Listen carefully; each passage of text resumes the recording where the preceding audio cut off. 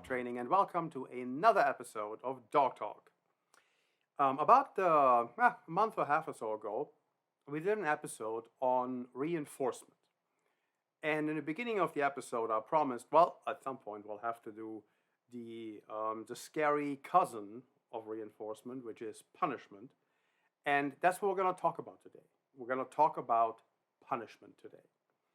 But before we get into some of more the dog training related things there, I want to get a couple of things out of the way because the word punishment itself makes a lot of people's back hair stand up.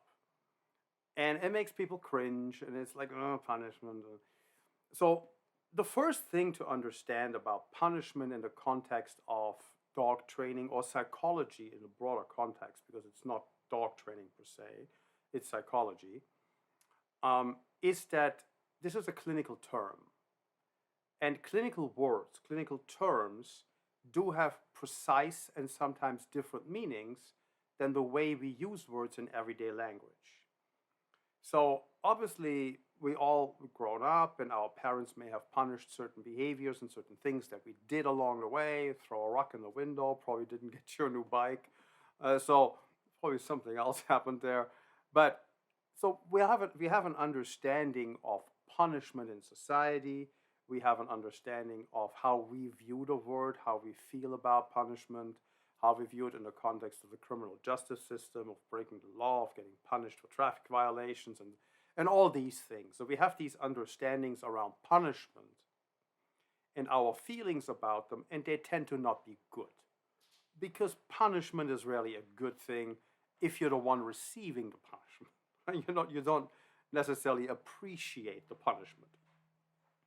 But it's a part of life, and it happens. But it's a clinical term. It's a clinical term of psychology, and it's used in the model of operant conditioning. And we're going to get to all of that in detail, but that's what it is. It has a different meaning, somewhat different meaning, more precise meaning, more specific meaning than the way most people use the word in their day-to-day lives and in everyday language when the topic comes up. So just keep that in mind. So how you're feeling about punishment, what your personal experiences with it and thoughts and emotions are, put that aside if you can. It will be helpful for the conversation and trying to keep it objective and take the emotion out of it. And I realize it's maybe hard for some people, but let's try, because that makes the conversation more pleasant. The second thing about the topic of punishment that we have to just say, unfortunately, it would be nice if it were just understood, but we're talking about punishment in the context of changing behavior and in terms of psychology and how to apply learning science correctly. In no way, shape, or form should be anything that I'm going to say on this podcast and anything we're going to discuss today be interpreted as a justification or an excuse of animal abuse and anything along those lines. Proper punishment is not animal abuse at all, in the slightest. It's not even hard to watch if it's done correctly. So the things that you sometimes see, or not sometimes, unfortunately quite often see, especially on big YouTube channels and Instagram channels and whatever, what some people who call themselves dog trainers do in the name of behavior modification is abhorrent. There is some nasty stuff out there, and not just a little bit of it. There's a lot of it. And there's so many things that make absolutely no sense if you understand learning science, if you understand dogs, if you understand training. It's just macho nonsense from people who really don't know what the hell they're doing, but they think they've eaten wisdom by the spoonful. So there is so much these people don't understand on these some pretty big YouTube channels. I mean, they have hundreds of thousands of followers, some have millions of followers. Social popularity is not a good indication of skill, knowledge, and understanding. What looks flashy isn't necessarily good training. This is a quote from Michael Ellis that I really like. And good dog training is undramatic. It is 100% true. Good dog training is undramatic. Doesn't make for good TV, doesn't make for good YouTube clips. Some of it can, but most of it is going to be just mundane and there's nothing too dramatic happening. That's not good TV. It's not entertaining, but it's good for the dog. So there's not a lot of drama in good training.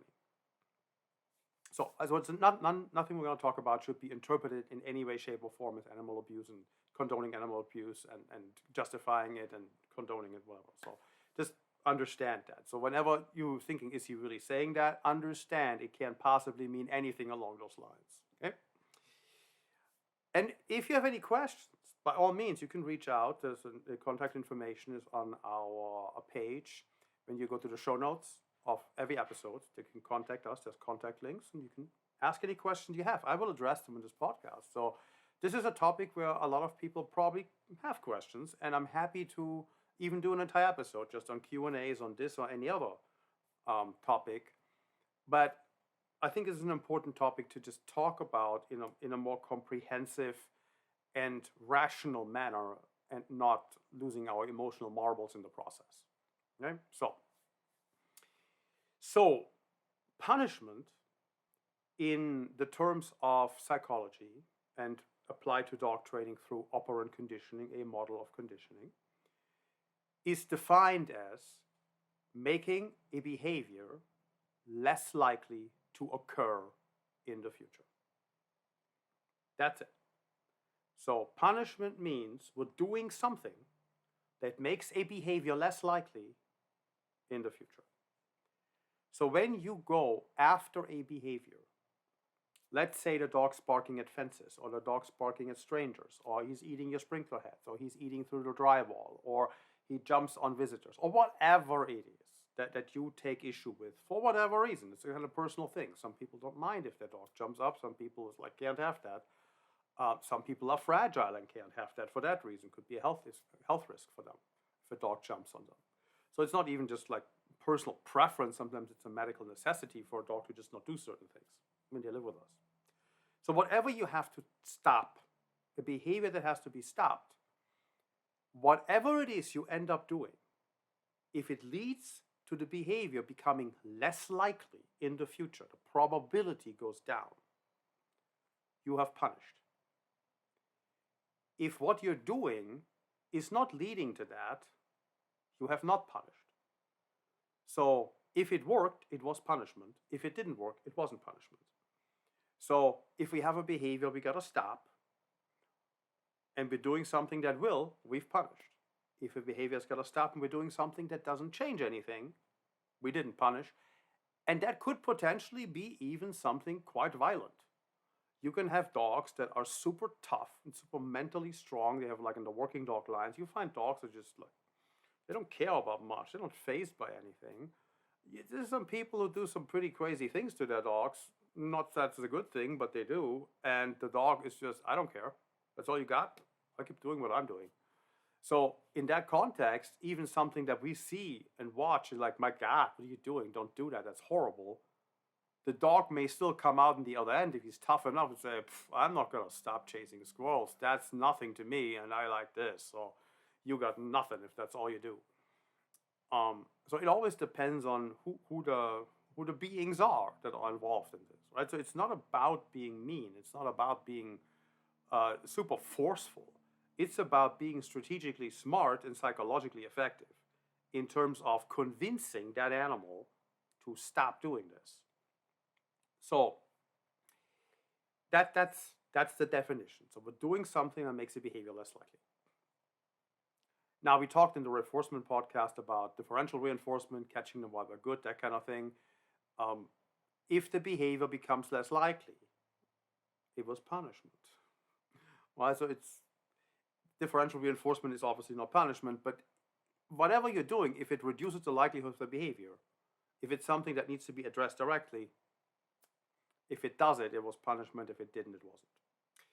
So there's positive and negative, just like with reinforcement. And one is, it depends on the context of what you can actually do in terms of positive or negative punishments. Because negative punishment is basically taking something away from the dog. And that doesn't seem overly dramatic, right? We're just withholding a cookie, withholding a toy because the dog didn't do what we asked him to do, so we're holding it back. But that's negative punishment. That's not anything other. So it's still a punishment of some sort. It's like when you take the iPhone or the iPad of your computer of your kid for doing whatever. Right? So they didn't do what you asked them to do, and you collect their phone and keep it for a week. That's negative punishment. So negative punishment can be effective in some scenarios, but it really depends on what we're dealing with. It's scenario based if it's even an option.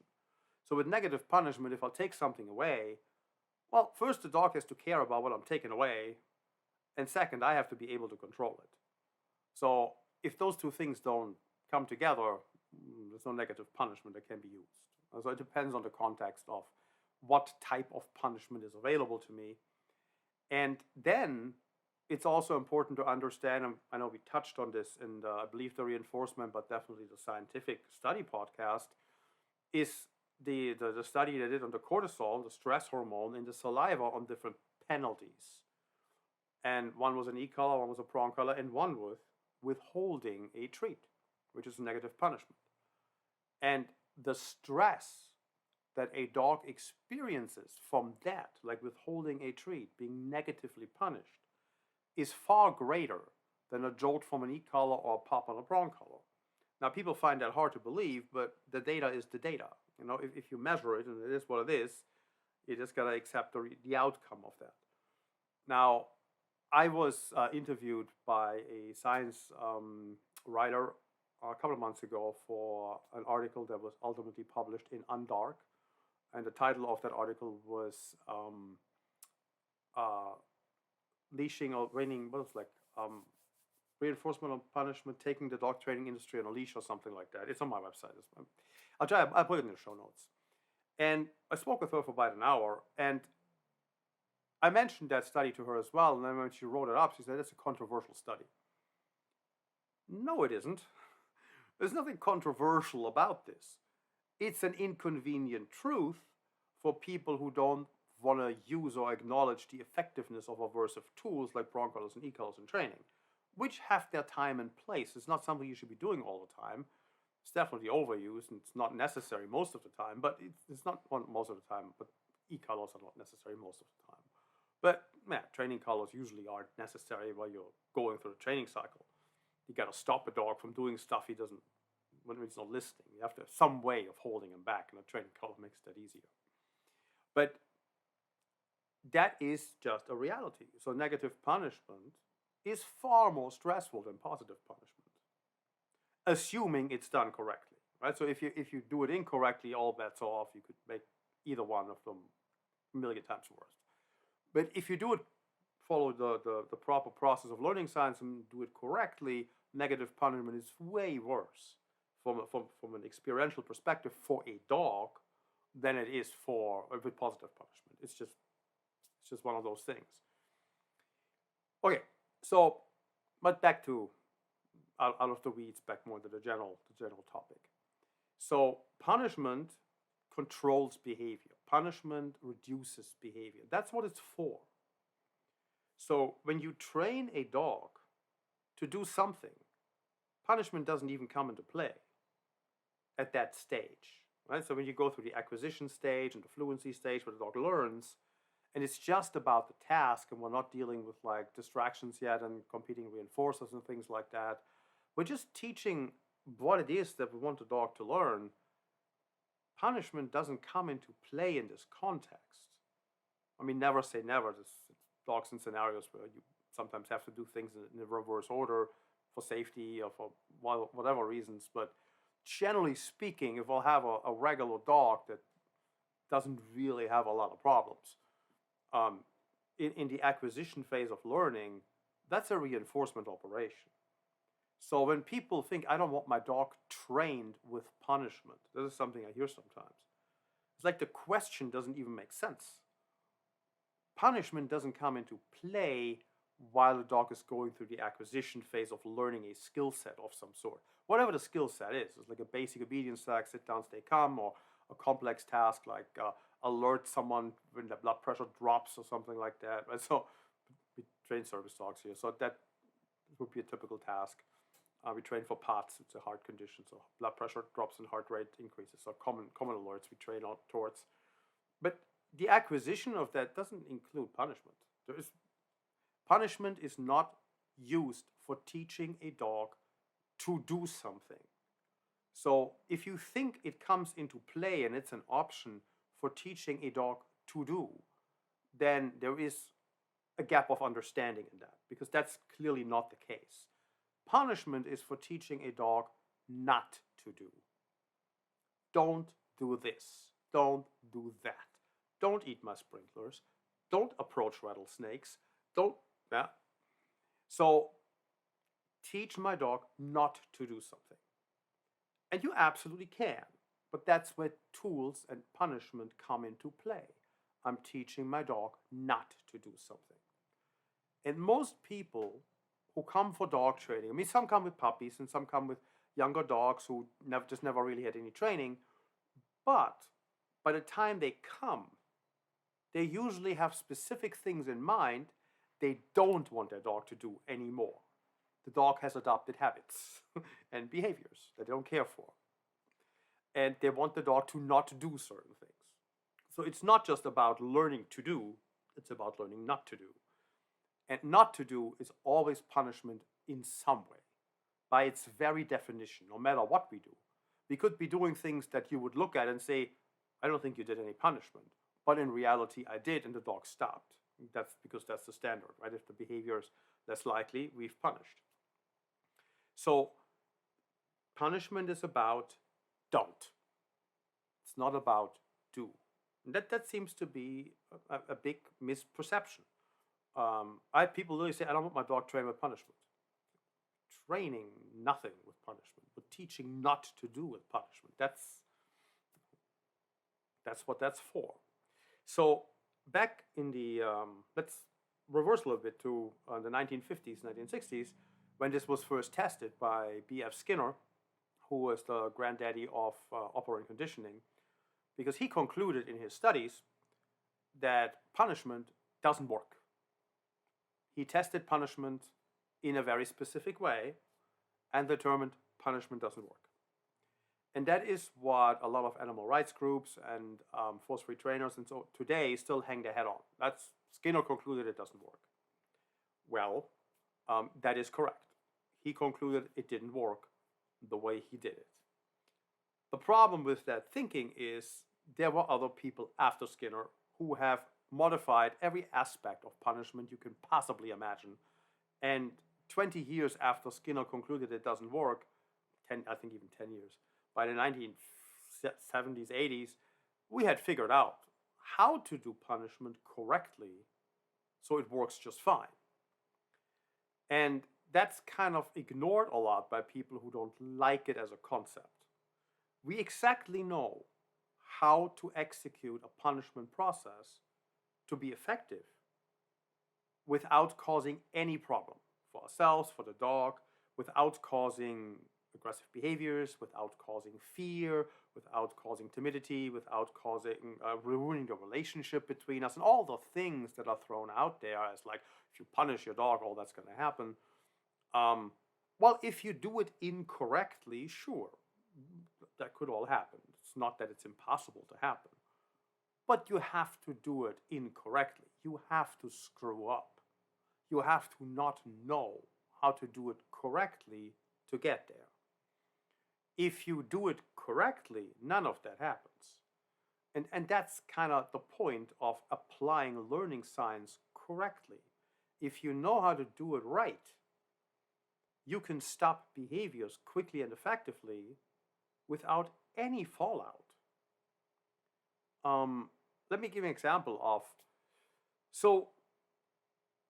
and I realize this is not going to be a perfect example, so don't complain to me about that example per se, but let's just say you have a kid that's a rambunctious kid and it's in the basketball team and kind of like starts elbowing opponent players in the eye socket to get the ball, right? That's a foul, out on the bench, can't have that. It's not allowed in basketball to do that. So the goal of that is actually it's a negative punishment, right? We're taking the game away from you. We can control your participation. We're removing you, so it's a negative punishment event. And the goal of that event is to teach you to not do that. If we went about that punishment process in a different way that wouldn't convey the message to you, your behavior wouldn't change. So it's about doing it correctly. Okay, I'm gonna give you a lesser bonus today because you did this. And the kid goes, "Oh, that's all you're doing? Okay, I'll do this again. This was fun. I got the ball. I won the game." No, you have to apply a punishment in this case that gets the kid to understand you can't elbow other people in the face just because you want the ball. That's a foul. You're out. Team loses points. Not gonna get you anywhere. It's a losing proposition all the way. Huh? So that would be executing a punishment on a kid in a game correctly because it would most of the time result in the right outcome. Now there will of course be some where that is still not enough. You have to do more, but that's the nature of individuality, right? So there's always going to be someone who will not be convinced by what the majority of people will be convinced by. It's the same with dogs. So there's no difference there either. It's learning science applied correctly or incorrectly that makes the difference of, is this a problem? Huh? So when we punish the kid in the game, it's not that he's gonna hate the coach now. He's gonna hate his parents. He's gonna hate everybody. He's gonna become aggressive towards everybody. He's gonna be fearful. He no longer has a relationship with his teammates. Like none of that is going to happen, right? He's just gonna learn. Well, don't do that. That's not good. You're not gonna continue the game if you do this. So the so-called fallout of all these things that I mentioned a few times now doesn't happen if punishment is done correctly, but is absolutely possible if it's done poorly or incorrectly. But that's not an argument against punishment. It's not an argument against anything. I can't think of a single thing that works well if you do it wrong. So I don't know that we should make that a standard. Well, you could screw this up, so let's not do it at all. Well, that's not a good idea. So it's the end of everything because you can screw everything up. It's not that there is limits to the ingenuity of screwing stuff up that would lead to a good outcome. So it's not possible to stop everything. We just have to do things correctly, and then we don't have problems, and we just stop behaviors effectively and quickly. So if you do it right, if it's done right, and you need a trainer for that, it's not something you just figure out on your own, but you need a well-educated trainer who knows how to do these things. And they will build your dog up, they will establish a relationship, they will do all the things that are necessary to be able to even do this, because you can't just go and do it. I mean, you have to set yourself up for success, right? There's a whole process that you really have to go through to make this work well for yourself and for your dog. And there won't be no problem if it's done right. And then you can very easily teach your dog, stop this, stop that, no problem. Don't go there, don't go this, blah, blah, blah. That's it. You can teach, don't. And on that, you can absolutely teach a dog don't. I saw recently a post, and I think it was from Susan Garrett. She's a quite well-known agility trainer, but apparently there's a few marbles missing, because she said in this statement that she put out there, dogs cannot learn the concept of don't. They can only learn the concept of do. That is stupid. That is just flat out wrong. It's ignorant. It's just not true at all. And it's just a ridiculous idea that a dog cannot learn the concept of no. Of course they can. How often do you think a dog would bite a porcupine? Once. They'll learn immediately that was not a good idea. Let me not do that again. Right? So also, anyone who's ever taken their dog to rattlesnake avoidance training, it takes like 15-20 minutes. The dog gets stimulated with an e-collar. He gets a jolt with an e-collar for approaching the sight, sound, and smell of a rattlesnake. They learn that's a bad idea. And then they'll stop doing that. And they will not be bitten by a rattlesnake on the trail, and they will not die out in the mountains or in the forest, in the woods somewhere, because they will leave rattlesnakes alone and actually become a warning system for you. So absolutely dogs can learn not to do things. I don't know where that's even, like, I really don't know where you come up with that. That's just silly. But okay. So don't is the concept you teach with punishment. That's what you're teaching with don't. Do not do this. Mm. And the the main thing to take away from this conversation, this podcast, if you take one thing away, is don't be afraid to learn how to stop behaviors. You don't have to live with everything. There's some things that you probably don't mind living with. That's fine. Then you let them be. But if something has to stop, if it absolutely has to stop, don't let anyone tell you that you can't stop that or you have to manage it forever or it cannot be resolved or it doesn't work or it takes like half a year of trying with differential reinforcement and it fails and all too bad. So don't let people tell you this nonsense. You just need to find a trainer who knows how to execute a penalty punishment process correctly in the context of a training program. It's not just a thing where like you show up and you punish something and we're done. It doesn't go that way. There is a lot of prep work that has to happen before you can do it effectively. But when it's all set up right and it's structured correctly, you can absolutely punish things to put an end to them. Let it be positive or negative punishment. Depends on the context, depends on the dog, depends on the situation. Right? So there's so many factors that go into this of what type of punishment you ultimately need to stop a certain thing. But let's say it's eating a sprinkler head. I mean, what are you going to take away there? A sprinkler head, that's not an option. So you have to convince your dog to not do that, and that's a punishment process. So, and then there's other things. I had clients where the dogs mutilated their tail. I had actually one client where the tail mutilation could absolutely not be stopped, even with punishment. It was just not. That dog always went back to it when nobody was watching. And it was not something we could ever convince this animal of. Like the poor woman, she tried for like 2 years, everything you could possibly try and do. And I was there with her for this journey for the most part. And she tried drugs, she tried the vet, she tried so many different things. Training, every approach of training you can possibly imagine, she tried it. Ultimately, the tail was amputated, and that was the only thing that ultimately put an end to it. And the dog could have totally started chewing on the foot now next or something, but she didn't.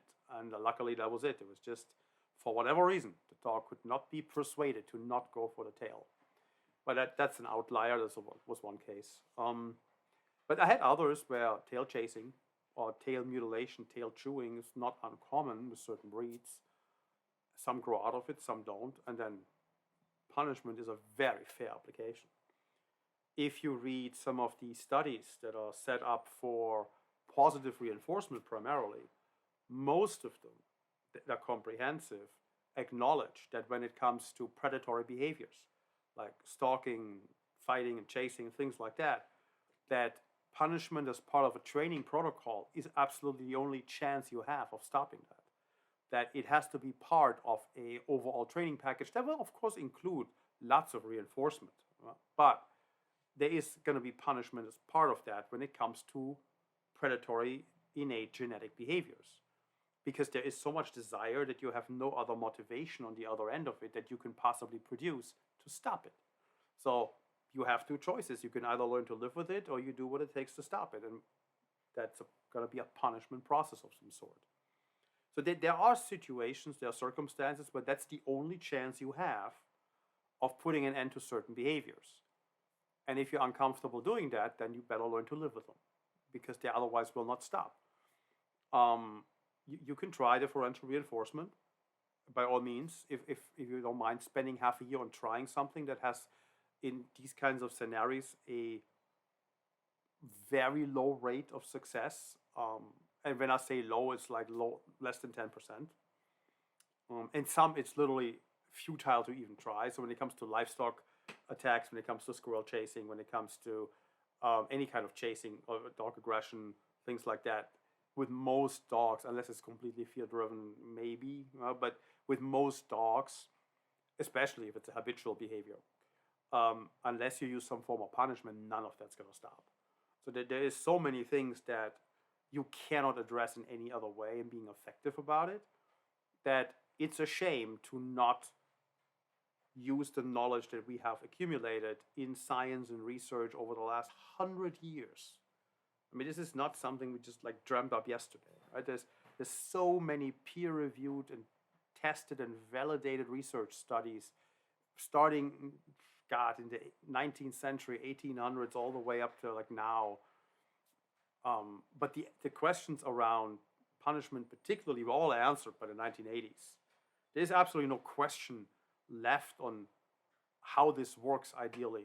You can tinker around like little details and so maybe even improve it further, but the overall high level points we've all discovered a long time ago. We have known them for 40, 50 years.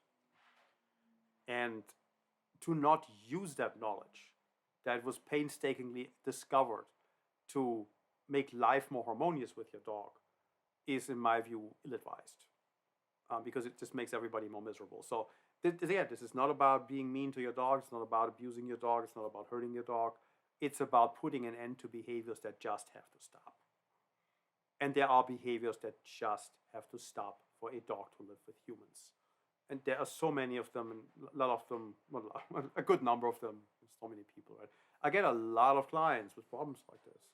They've been to 4 or 5 trainers and they tried all kinds of stuff, and they had food and clickers thrown to them left and right. And it's just, as long as you do it correctly, the dog will not suffer, will not be in agony, will not hate you, will not be fearful, will not, none of these things happen, right? So use the knowledge through trainers who understand. The Training Without Conflict community I'm part of is the most knowledgeable group of trainers I know, but I also mentioned in other podcasts. Trainers trained by Michael Ellis, also a fantastic bunch of trainers. So there are others in the world. This in the US are the 2 most well-known ones. I'm sure there are others. I just don't know all of them. But those are people, it's a good starting point, that can help you deal with problems effectively while treating your dog with respect and care and compassion and becoming friends with you and your dog in the process, and not harming anybody, just like showing you and showing your dog how to live together in harmony and put an end to certain things that just need to stop. It's we just need to acknowledge that there's a right way of doing that, and then do it the right way. Right? So that's it on punishment. There's lots of things in details we could talk about. If you really want to dive in more, and it's not even going to be a big effort because it's really all prepared well, I have an article on the webpage at happydogtraining.info. That is called Positive Dog Training. And this page contains 104, I believe, studies in every aspect of operant conditioning. Positive reinforcement, negative reinforcement, positive punishment, negative punishment.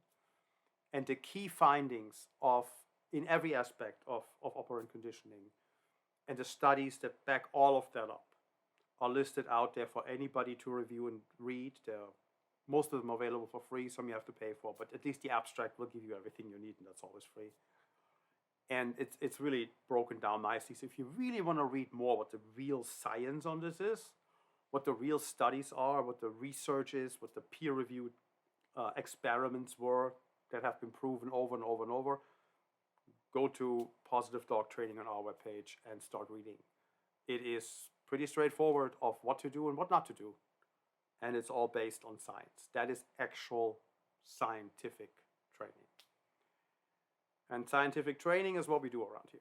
So keep the emotion out of it and stick with the facts of how these things actually work. Okay, so that's, I hope this was informative and you got something out of it, and I see you next time. Bye.